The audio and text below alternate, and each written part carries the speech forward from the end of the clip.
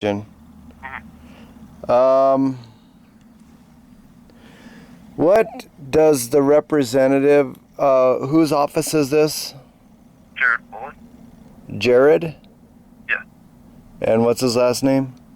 Polis? P-O-L-I-S? Olis? Yeah. Okay. Who does he represent exactly? Does he represent state citizens or United States citizens? United States. He's a federal representative for the 2nd District in Colorado, which includes Boulder County, Laramie County, some places out in the mountains, stretches around Denver a little bit too. Okay. So he only represents federal citizens? I believe so, yeah. Okay. Is he a senator or a congressman? Congressman. Okay. So, we haven't been taught much of this in school. To my understanding, the federal citizen, or, the citizen of the United States, is property of the United States. And a state citizen is a free man. I believe that there's some overlap too. Yeah. At least for the context for the representation. I'm sorry, I didn't get the last sentence. In terms of representation, I believe that there's a lot of overlap between those two. Yeah.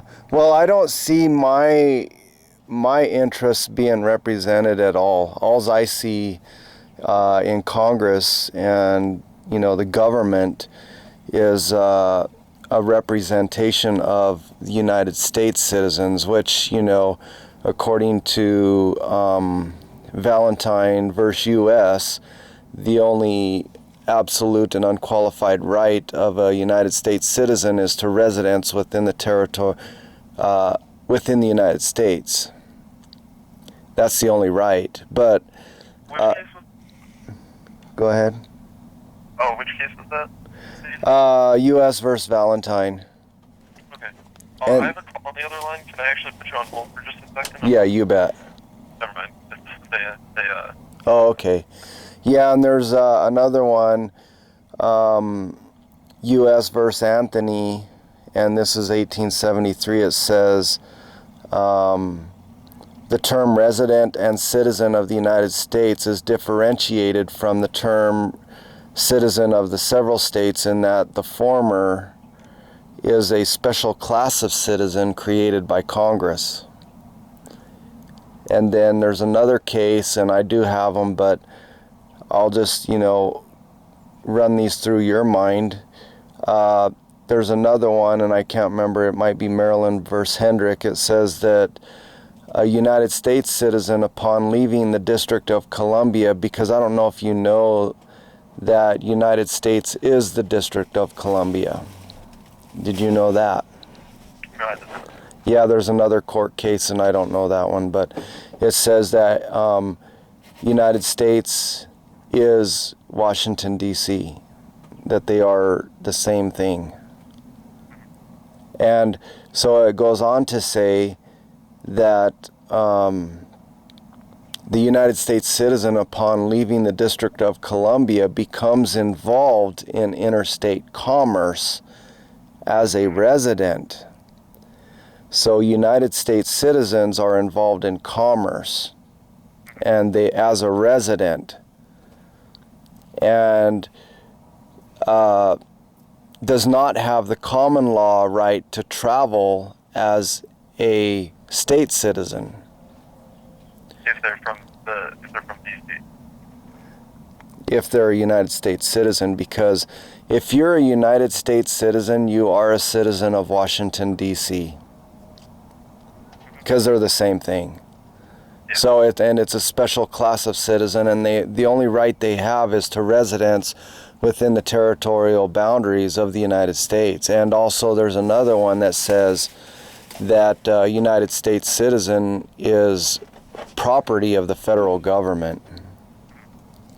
And so my question, my concern is that people are starting to learn the law, and not only are we learning the law, but we have court cases that confirm that what we're understanding is true. It's just that there's another one. It says that it is our opinion that it was not the intent of the legislature to restrict the operation of the statute to those only who are citizens of the United States. So basically what the legislatures are doing is they're constructing the law to make it sound like everybody is under the jurisdiction. And to my understanding, the reason why this country, the government, the legislatures, the Congress, they need to control people in order to keep this system continuing to go, to run. Because to my understanding is that once that they realize that the people, which are the true sovereign of this country, start realizing that they're free and that this government is actually operating under commerce, which is, Article 1, Section 8, Clause 3 or 4, that, Congress has the right to regulate commerce. And so they enter in as a commercial citizen that the government can control. And I think that the government doesn't want the people to know that, because once they do, their lavish lifestyle of banking and fiat currency is going to crash to the ground. And they don't want people to know that, because the only way that this money system has value is if there are United States citizens backing and giving value to this fake money, because only United States citizens have to pay federal income tax, which gives value to the fiat currency. And I think the bankers who control the legislatures and the Congress and the representatives, senators, the whole system is operating within this commercial jurisdiction of, that's controlled by fiat currency and the bankers. Have you ever heard it from that perspective? Yes, I have, and I think that that's actually something that is kind of spreading around the globe. I think pretty much every single country runs on something similar to that, but unfortunately, I think that that's more of the modernization, resource-based type thing. Okay, I didn't hear that one word. You're a little hard to understand. You think it's what? Sorry.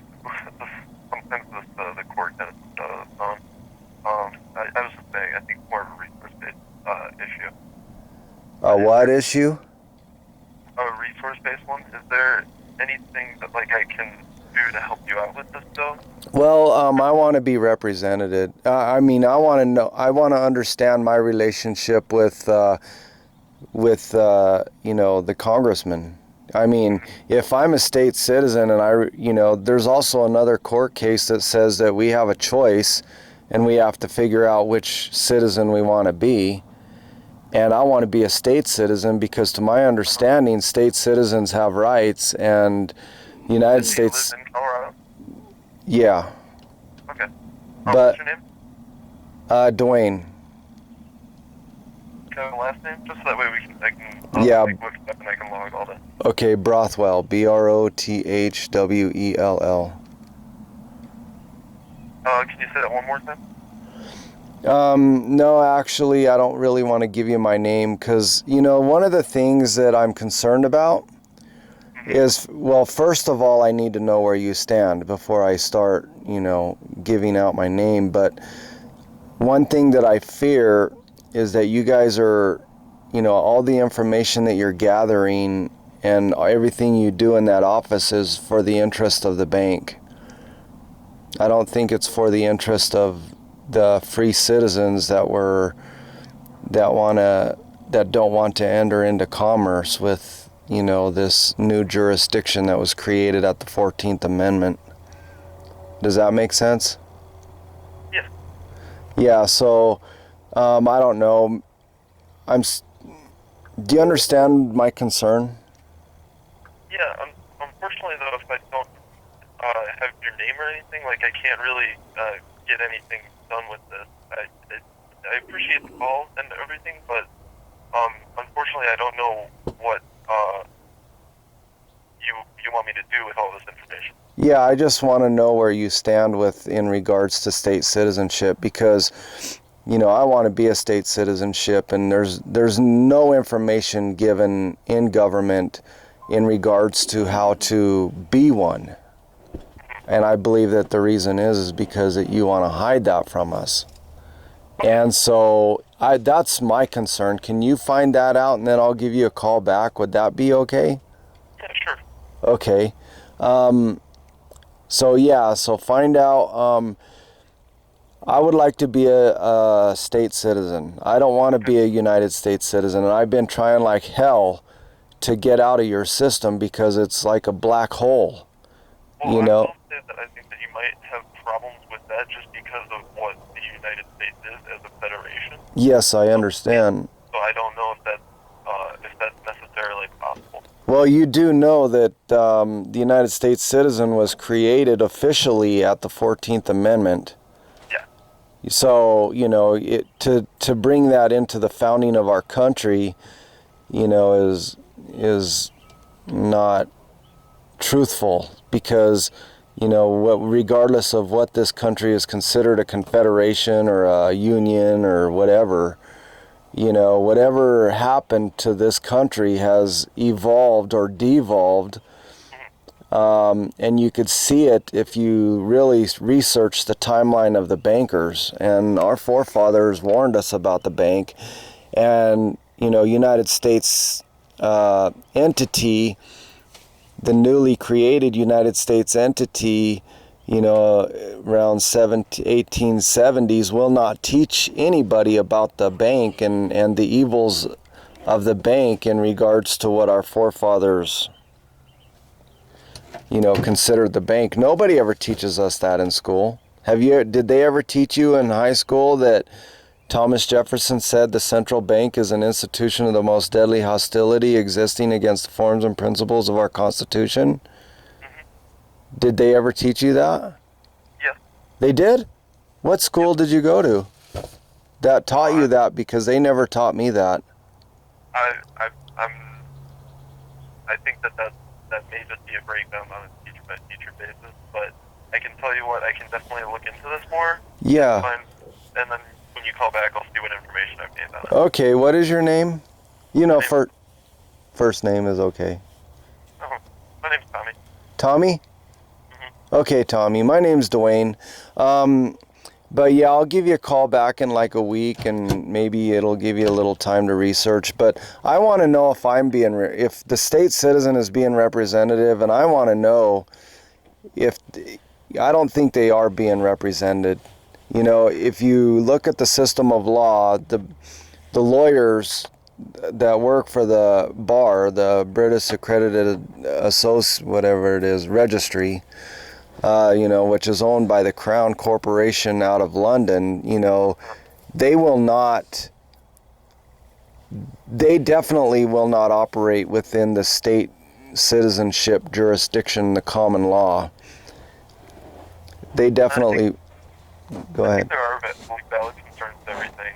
I'll look it up. I'm not aware on the distinction, so I guess when you do call back, hopefully I know a little bit more about everything. All right. Yeah, it is a very vast subject. I've been studying very heavily since last August, and because I had to go to court, and so there's just, it's so deep and voluminous, as John Adams would say, that it's almost, very impossible to navigate. I think that we're getting to the heart of it, but, it's very difficult, especially if you're going to try to research it and come up with some answers. But I'm sure you could ask the representative if he represents state citizens.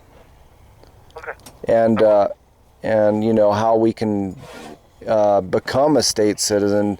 I mean, I believe I know how, and I believe it's not that hard, but the fact that whenever you interact with a police officer or any government employee, they don't know it, and they're going to make it very difficult, and they're going to use force and coercion to intimidate you into not being a state citizen that has rights, especially a right to travel freely.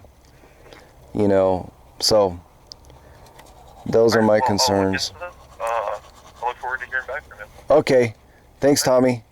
Have a good day. You too. Bye-bye.